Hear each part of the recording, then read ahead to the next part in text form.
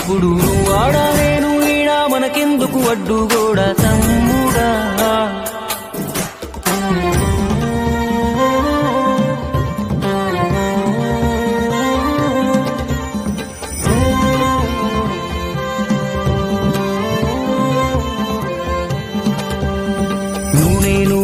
నాన్నకు కొనసాగింపు మనము కొట్లాడితే వద్దు వాళ్లకు తలవంపు. భార్య మన పిల్లలు అంటే దేవుడి చిత్తం, కానీ అన్న తమ్ముడు అంటే అది ఒకటే రక్తం. ఒక నిమిషం కూర్చుంటే ఒడిసే గొడవే మనది, ఏమున్నది నీకు నాకు అంతటి క్రోధం.